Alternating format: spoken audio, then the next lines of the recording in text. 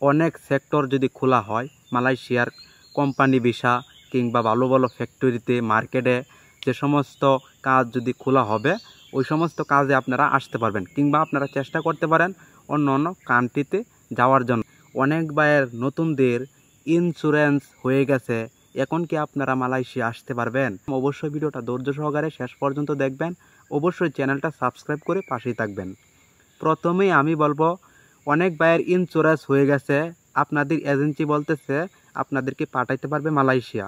কারণ আছে কিন্তু ভাই, দেখেন মালয়েশিয়াতে ইন্স্যুরেন্স করলে কত রিঙ্গিত লাগে এই বিষয়টা আমি আগে ক্লিয়ার করে দেই। প্রত্যেকটি মানুষের যদি ইন্স্যুরেন্স করে আপনাদের এজেন্সি 400 থেকে 500 রিঙ্গিত পর্যন্ত খরচ হতে পারে। এটা হলো মালয়েশিয়ার রিঙ্গিত, বাংলাদেশের 12 থেকে 14,000 টাকার মতো। আপনাদের যদি ইন্স্যুরেন্স হয়ে যায় মালয়েশিয়াতে, আপনাদের এজেন্সি আপনাদেরকে বলতেছে মালয়েশিয়া পাঠাইতে পারবে। দেখেন, যদি ইন্স্যুরেন্সের পরে সব কিছু কাগজপত্র ডকুমেন্ট যদি আপনার এজেন্সি সব কিছু গুছাইয়া নিতে পারে তাহলে কিন্তু আপনার মালয়েশিয়া আসতে পারবেন।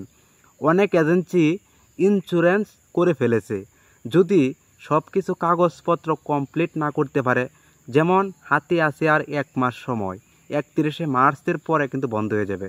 পরে যদি সময় না বাড়ায়, বিগত সময়ে 18,000 কর্মী আসতে পারে নাই সময়সীমা শেষ হওয়ার কারণে।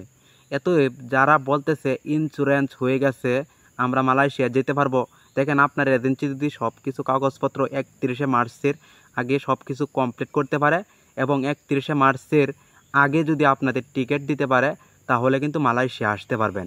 এখন আপনি যে এজেন্সির সাথে মেডিকেল করছেন, দেখা গেছে অনেক ভাই গ্রাম অঞ্চলের দালালের সাথে কথা বলে ঢাকা শহর যান, ওই সব এজেন্সির সাথে ওই সব দালালের সাথে যেই অফিসে গিয়ে আপনি পাসপোর্ট সব কিছু জমা দিয়েছেন মেডিকেল করছেন, আপনারা ওইখানে কথা বলেন।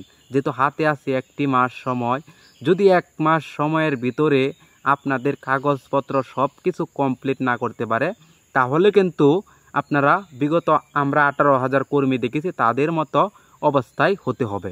এতএব যারা 31শে মার্চের আগে ইন্স্যুরেন্স হয়ে গেছে, এই 1 মাসের ভিতরে সমস্ত কাগজপত্র ডকুমেন্ট কমপ্লিট করতে পারবে, তারা কিন্তু মালয়েশিয়া আসতে পারবে।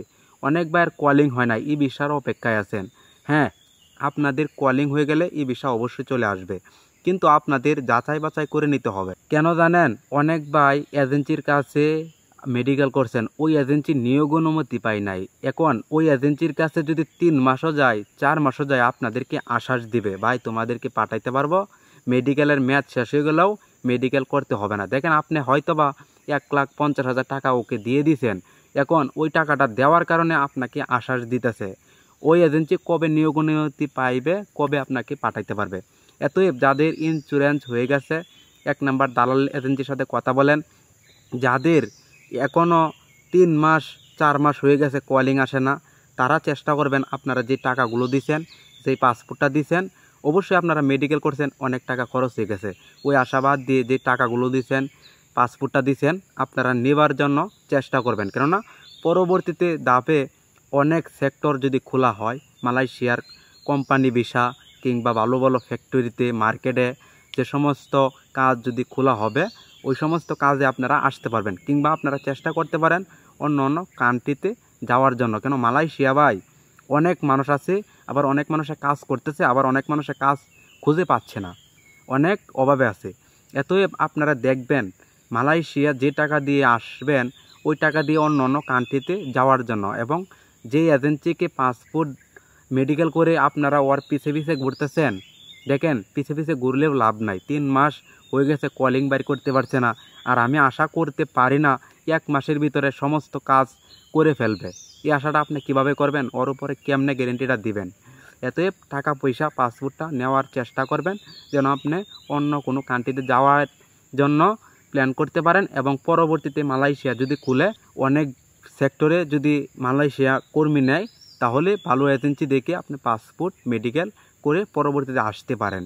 আর যে এজেন্সির কাছে টাকা পয়সা জমায় দিচ্ছেন হয়তো ওই এজেন্সি টাকা দেওয়ার বয়ে আপনাকে আশ্বাস দিতেছে, কিন্তু আপনারা দেখবেন ওয়েবসাইটে ওই এজেন্সি নিয়োগ অনুমতি পাইছে কিনা, তাহলে কিন্তু ওই এজেন্সিকে আপনি ধরে ফেলতে পারবেন।